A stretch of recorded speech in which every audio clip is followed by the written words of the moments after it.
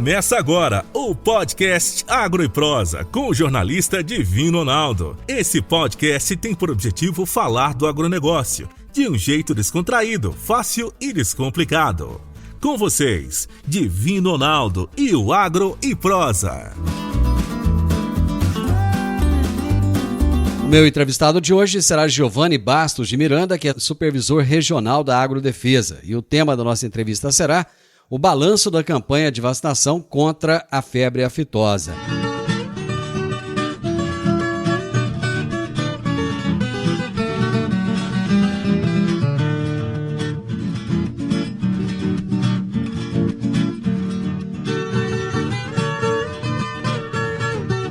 Giovanni, pelo jeito, você não está perto de mim, né? Você está num lugar um pouco mais barulhento. Onde é que você está, meu amigo?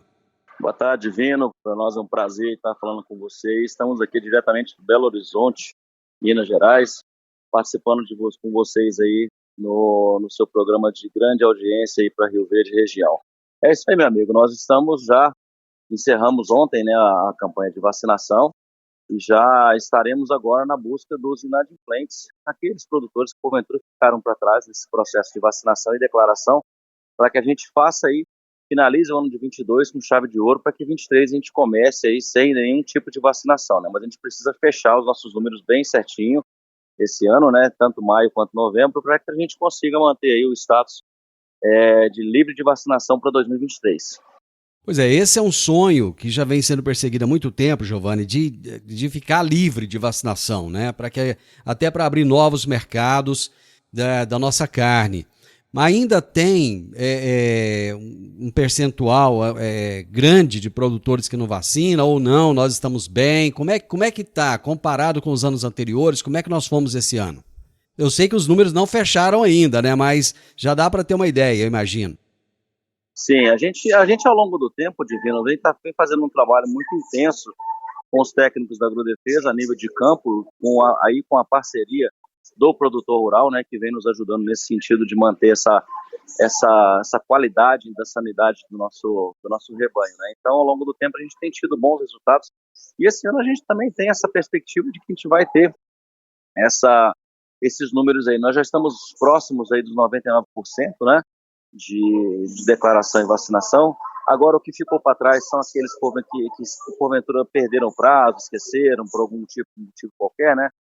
Onde o nosso pessoal vai estar buscando agora essas propriedades que ficaram sem essa vacinação para a gente poder finalizar essas declarações, né? Então, a nossa perspectiva aí é que a gente consiga, sim, atingir os índices conforme atingiu no ano passado, e isso aí é um motivo de grande felicidade para nós. A gente tem uma equipe técnica muito boa, a gente tem um produtor hoje com um entendimento muito bom também, que a gente precisa fazer isso, e com esse status de não vacinação, Divino, a gente abre possibilidades futuras, né, de novos mercados aí para carne goiana, né? Então, novos mercados, novas possibilidades de preço, então tudo é positivo nesse sentido. Giovanni, é impressionante porque parece que todo ano esse 1% ele sempre permanece, né? Já tem algum tempo que a gente vem se falando e todos os anos aí bate na casa dos 99%. Esse 1% são sempre as mesmas pessoas ou não? É variável? Na verdade, Divino, não é nem 1%, é 0,4%, 0,5%. Ah, é? Que fica para trás, né? Então, geralmente são produtores que às vezes deixaram a atividade e não fizeram a finalização do seu ciclo junto à Agrodefesa, da baixa na Agrodefesa, né? Então, muito o que acontece é isso. E não existe uma certa repetição. Algumas propriedades se repetem porque a gente não consegue o contato para localizar esse produtor, que às vezes vendeu a área ou às vezes deixou de ter aquele telefone e a localização, o cara não está mais na área. Então, alguns se repetem, outros não. Outros é o esquecimento mesmo que acaba deixando ele nessa situação de inadimplência. Esse 0,5% que fica para trás, de alguma forma, ele chega a atrapalhar os planos de ficar livre de vacinação ou não? Não chega a atrapalhar, mas é ponto de questionamento, né? Porque a gente precisa ter a localidade dessas propriedades, porque se porventura existir algum tipo de foco de algum tipo de patologia ou doença, a gente precisa ter identificado a latitude e longitude desses locais.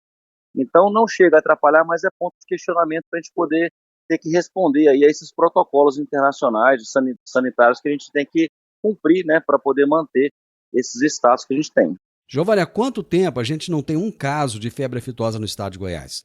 Graças a Deus, há mais de 24 anos, Viviane, que a gente não tem mais nenhum tipo de problema dessa natureza.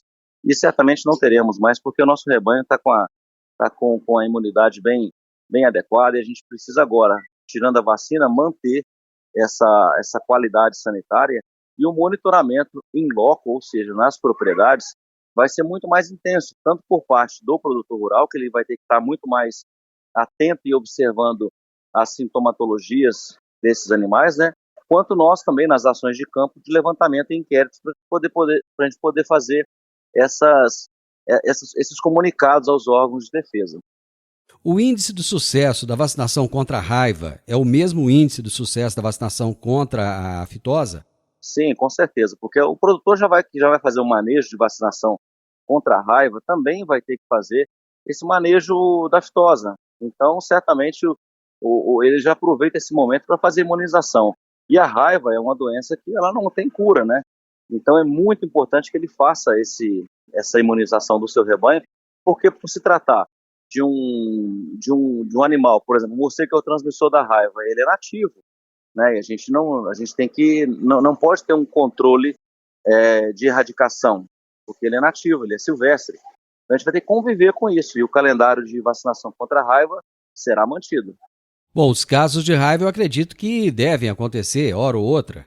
Sim, acontece, uma hora ou outra acontece sim, mas são bem menores, né, e são muito pequenos esses índices de casos de raiva, mas acontece sim. Mas aí a gente tem que estar com a defesa de prontidão, com os nossos técnicos, com estrutura adequada, equipamentos adequados e pessoal adequado também para atender essas demandas quando ocorrem. A raiva chega a atrapalhar o nosso mercado também ou não? Olha, Divino, assim, se a gente for pensar do ponto de vista prático, se você tem um surto de raiva em determinado local, você acaba espantando os compradores, né? Então eu penso que sim, é importante que a gente tenha esse controle para não ter esse tipo de possibilidade de espantar os nossos compradores, né? Tá. Esse ano ainda haverá vacinação no segundo semestre ou não? Sim, haverá vacinação no mês de novembro, será a última vacinação do nosso estado, onde vai englobar todo o rebanho, toda a faixa etária. Tá? Então, atentos produtores, que ainda em novembro teremos vacinação contra a febre aftosa com a idade de todos os animais, todas as idades. Esse status de livre de aftosa, sem vacinação, ele acontece a partir de quando? 1º de janeiro do ano que vem? Então, é muito provável que até o final do ano o MAPA elabore aí uma portaria, né, dizendo como vai ser isso ano que vem, mas ano que vem já não vamos ter mais a vacinação, e o reconhecimento ocorre aproximadamente um ano após esse status já alcançado, né? Então lá para o final do ano que vem, nós já teremos aí os certificados internacionais já da OIE, alegando que o nosso estado está livre de vacinação.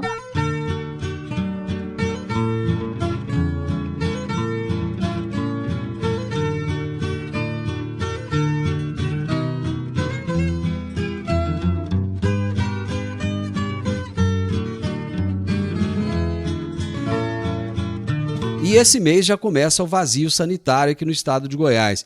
Giovanni, quando é que começa e qual é a importância desse vazio sanitário? Então, Divino, o vazio sanitário da soja, ele vai começar a partir do dia 27 de junho e vai até 24 de setembro. Então, desde o ano passado, a gente teve um entendimento junto com a classe produtora para que nós pudéssemos antecipar aí 5 dias no vazio sanitário e, obviamente, no plantio da soja, para que se tivesse condições adequadas de chuva e umidade no solo, para que o produtor pudesse plantar já a sua lavoura. Então, o vazio sanitário começa agora dia 27 e vai até dia 24 de setembro. E a partir de 25 de setembro, pode fazer o plantio. Lembrando que o calendário de plantio vai de 25 de setembro até 31 de dezembro, tá? Não podendo ultrapassar essa data. E a função principal que a gente vê nisso, Divino, é a gente manter nas áreas de plantio do nosso estado a isenção de plantas vivas de soja no vazio sanitário, para que a gente evite aí a possibilidade de pragas e doenças para a lavoura subsequente do ano seguinte, né? Porque se a gente conseguir aí baixar a pressão de pragas e doenças, a gente tem possibilidades de diminuição de custo de produção. Isso é importante para o produtor rural. Então, a gente precisa fazer o nosso dever de casa de destino. O produtor rural tem que manter, tem que vigiar as suas áreas e vigiar também as áreas dos vizinhos. Então, o entendimento que a gente precisa trabalhar não só para si, proteger sua lavoura, mas também do seu vizinho, né? E o estado como um todo. Giovanni, o que o produtor pode e o que ele não pode fazer com a terra dele nesse período do vazio sanitário? Nesse período, Divino, a gente tem que ter a ausência total de plantas vivas de soja. Não pode ter nenhuma planta viva de soja na área para a gente poder diminuir e tirar essa possibilidade aí de pragas e doenças da cultura da soja, né, nessas áreas. Quais são os manejos que ele pode fazer, Giovanni, para eliminar essas plantas? Então, o produtor tem um leque de manejos aí que ele pode estar usando, lançando uma dessas ferramentas. Ele pode estar fazendo aí a capina química, né, que é o uso de dessecantes, né, para matar essa soja viva que está lá. Ele pode fazer a questão mecânica, né, uma gradagem.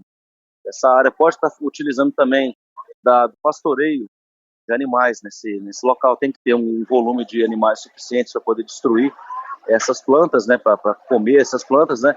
Então ele tem diversas maneiras aí que ele pode estar, diversas ferramentas que ele pode estar utilizando para fazer essa destruição. Aquele produtor rural que por acaso lerdar e deixar a hora passar e ficar a planta voluntária ali na lavoura dele, quais são as consequências que ele pode ter, Giovanni? O que a gente não quer é isso, né, Divino? A gente não quer ter situações aí em que a gente possa ter que chegar na propriedade e encontrar esse tipo de situação aí, que primeiro, que o prejuízo maior é o prejuízo da praga se manter na região, né, que pode estar trazendo aí problemas no futuro. Agora, encontrando uma situação dessa, infelizmente a gente tem que tomar as medidas cabíveis administrativas, que é a autuação, e ela é mensurada por hectare. Então, usa-se o GPS para medir o tamanho dessa área que está afetada pelas plantas voluntárias e multiplica-se por R$250. Então, o valor pode ficar um valor muito alto, porque a gente não quer ter esse tipo de problema com o produtor rural, né? Então, a gente pede ao produtor rural, faça o monitoramento das suas áreas, não deixe plantas voluntárias e faça a destruição. Mas nos anos anteriores, tem acontecido casos de autuação ou não? Raramente isso acontece. Divino, felizmente, nos últimos 2, 3 anos, nós não estamos tendo tido nenhum tipo de incidência. Isso eu fico feliz, por quê? Porque o trabalho de orientação técnica da agrodefesa está sendo feito. E também a questão da sucessão soja-milho não permite que tenhamos essa possibilidade de soja nascendo, né? Então, você tem o milho logo depois da soja, diminui essa possibilidade. Mas áreas de pousio são áreas que são mais suscetíveis, né, a ter essa incidência de plantas voluntárias. Por isso que a gente pede um monitoramento constante. Mas, felizmente, a gente está tendo um entendimento aí que o nosso trabalho sanitário de orientação está tendo efeito, porque nos últimos 2, 3 anos não estamos tendo nenhum tipo de autuação. Ô Giovanni, houve uma alteração, e se eu estiver falando besteira, me corrige, na emissão de guia das GTAs recentemente, não houve? Nas guias de transporte animal? Não, a emissão das guias, ela pode ser feita diretamente pelo produtor, pela sua senha e pela agrodefesa no escritório local. Porque o que a gente tem de novidade é o aumento da possibilidade do produtor ter essa disponibilidade eletrônica desse documento a qualquer tempo, né? Ah, tá, correto. Então o produtor ele pode emitir esse documento. Ou seja, houve uma facilitação para o produtor, foi isso? Claro, existe essa facilitação com o incremento aí da emissão da nota fiscal em conjunto com o GTA. Então hoje o produtor consegue emitir tanto o GTA, mas quanto a nota fiscal automaticamente junto com essa emissão. Então vai diminuir ou extinguir a possibilidade de falta de algum tipo de documento acessório no seu processo de trânsito, né? Então ele vai ter a facilidade de emitir o documento, seja de sua casa, do seu escritório, no fim de semana, à noite, de madrugada, em qualquer momento. É uma liberdade que ele tem para emitir esses documentos, que é um documento que é dele, que ele tem que ter o documento na hora que ele precisa, né?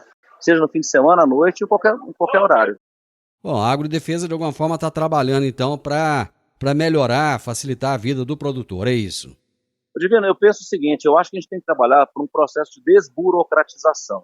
Eu acho que a gente tem que ter a facilidade do documento em mãos na hora que você precisar e necessitar. E a agrodefesa, ela tem buscado isso. Então, a gente tem tido aí grande sucesso dentro do cenário nacional de mostrar que o nosso estado, que a agrodefesa do nosso estado, está na vanguarda dessas situações aí de melhoria para o produtor rural. Então, a gente fica muito feliz com isso. Bom, você está participando aí da Conferência Nacional sobre Defesa Agropecuária em Minas Gerais. O que vocês levaram de novidade? O que vocês devem trazer de novidade aqui para o estado de Goiás, Giovanni?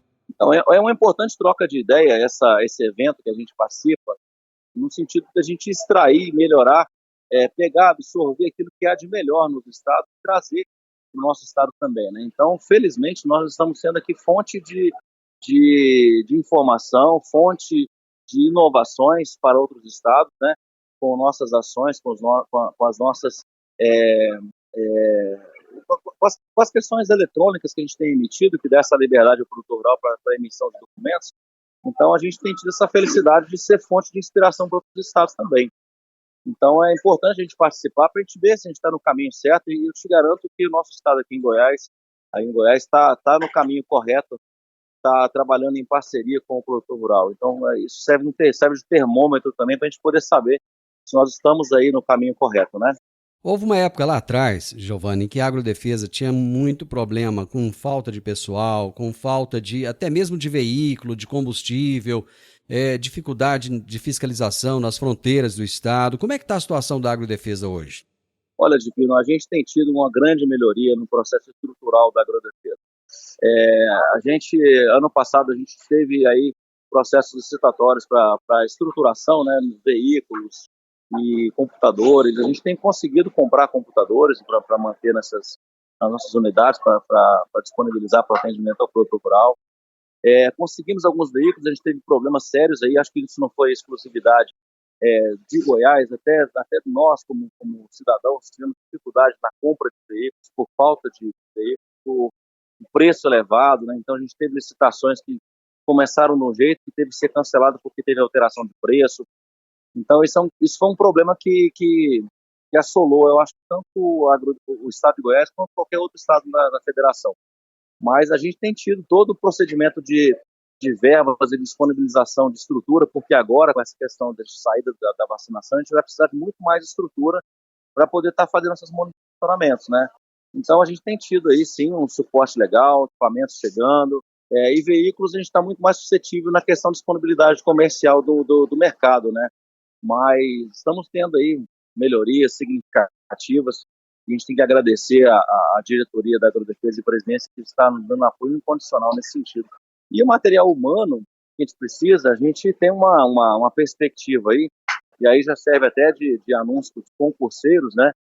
Que ano que vem muito possivelmente a gente vai ter um concurso que vai abrir vagas para veterinários, para técnicos agrícolas e agrônomos que queiram ingressar na carreira da defesa sanitária do nosso estado, né? Então, ano que vem é muito provável que a gente tenha aí um concurso para absorver esse material humano que a gente precisa aí repor, né? Porque tem muitos colegas que vão aposentando, outros vão tendo outras atividades fora da defesa e acaba desfalcando, né? Então a gente tem que repor esse material humano e ano que vem tem essa possibilidade aí.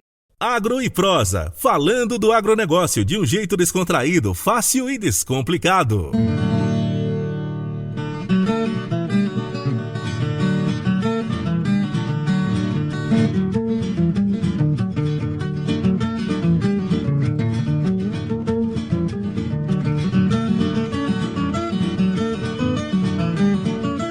Giovanni, está acontecendo agora o levantamento de inquérito da peste suína clássica aqui no estado de Goiás para continuar a manter o status de livre dessa doença. O que você pode trazer aqui para o nosso ouvinte a respeito desse levantamento? Então, Divino, nós estamos aí desde março com um levantamento específico e pontual no estado de Goiás a respeito da peste suína clássica. E esse inquérito que a gente está fazendo, ele visa a manutenção do nosso status, que é livre de peste suína clássica. O estado de Goiás hoje, ele consegue absorver aí os grandes mercados de exportação de suínos justamente por isso. Onde nós temos grandes plantas produtoras em nosso estado que abate suínos, que consegue fazer as exportações aí. E esse status livre de PSC é o que nos garante aí uma melhor condição de preço, uma melhor condição de competição no mercado internacional, né? Dentro desse levantamento que vocês estão fazendo, qual é o resultado que vocês esperam? Olha, vale destacar, primeiramente, Divino, que para fazer um tipo de inquérito dessa natureza, a gente precisa ter um material humano, conforme a gente falou agora há pouco, muito especializado. Então, a gente precisa de técnicos com conhecimento muito amplo e um conhecimento, ao mesmo tempo, muito específico de algumas patologias. E aí eu falo para você, sem sombra de dúvida, que hoje o estado de Goiás, pontualmente falando de Rio Verde e os municípios em volta de Rio Verde que têm granjas, está muito bem assistido no que diz respeito aos técnicos da agrodefesa. Eu falo sem medo de errar que hoje nós temos aqui uma equipe de técnicos veterinários que tem um conhecimento vasto e que atende exemplarmente nesses quesitos, né? Então, esses técnicos estão a campo, como eu falei, desde março, fazendo coletas de sangue, fazendo as análises laboratoriais, para que a gente consiga aí levar esses resultados até os organismos internacionais, para que a gente consiga manter aí esse status livre de PSC. E eu posso falar para você que até o momento, todas as análises feitas, elas deram negativo. Então, a gente espera que até o final desse mês aí consigamos finalizar esse inquérito, essas coletas, né? E que esses resultados se mantenham negativos para que a gente consiga manter esse status de livre de PSC. Assim como no futuro nós vamos fazer esses inquéritos também de aftosa e vamos fazer essas coletas e análises futuras para manter também o status livre de aftosa também sem vacina, né? E vocês têm contado com o apoio dos suinocultores, com certeza. O apoio do suinocultor é primordial, porque a gente precisa fazer a coleta nessas granjas, né? Uhum. Tanto granjas comerciais, que atendem as integradoras, quanto as granjas também de propriedades particulares, né? Que fazem o comércio local. Então, a gente conta com o apoio de todos esses produtores aí, para a gente poder estar fazendo essas coletas e essas análises. Ô Giovanni, um assunto que não diz respeito diretamente à agrodefesa, mas que diz respeito ao trabalho que vocês realizam. Eu vi um vídeo essa semana, lá aí de Minas Gerais, aí perto de onde você está, a polícia pegando queijo de um produtor de queijo, retirando do carro dele, e esse queijo seria de alguma forma, sei lá, incinerado ou enterrado, alguma forma. E eu percebi uma certa revolta das pessoas, principalmente de produtores em grupos de WhatsApp, falando que aquilo não deveria ser feito e tal. E eu até percebi que num desses grupos você se manifestou, colocando que aquele é o trabalho que é realizado porque existem normas que devem ser seguidas.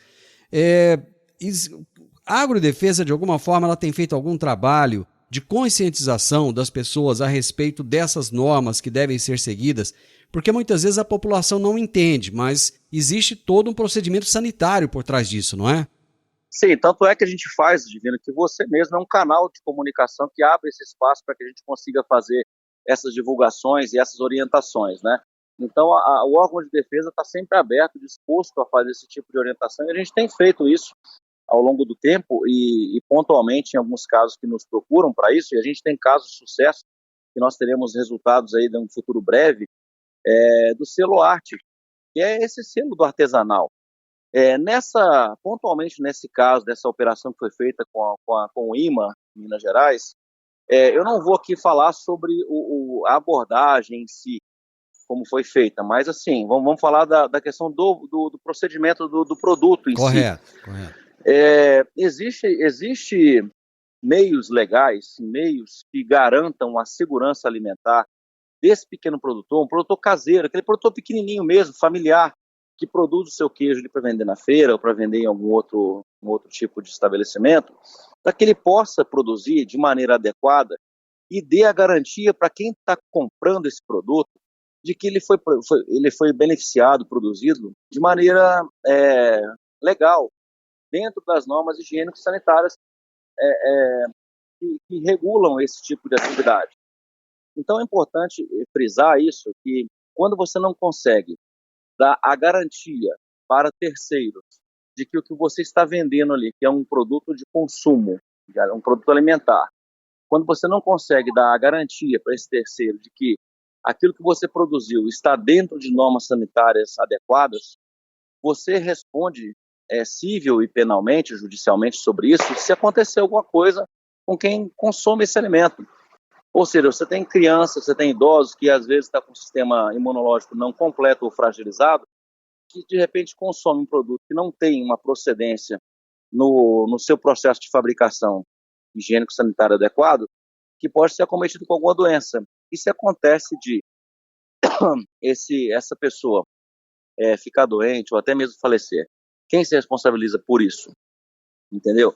Então são situações assim que a gente tem que ficar atentos. Então o selo arte, ele veio justamente para poder fazer isso, para orientar o pequeno produtor, que ele pode produzir o que ele está fazendo de maneira correta, de maneira legal, e atestar e garantir essas condições higiênico-sanitárias para quem está comprando, que a segurança alimentar, ela é uma questão de saúde pública, Divino, que a gente tem que estar atento, porque quando você tem populações que se contaminam por alimentos que não tiveram aí um processo de fabricação correto, você acaba ocupando leitos hospitalares, você acaba ocupando todo o sistema de saúde por uma questão que você poderia ter evitado lá atrás.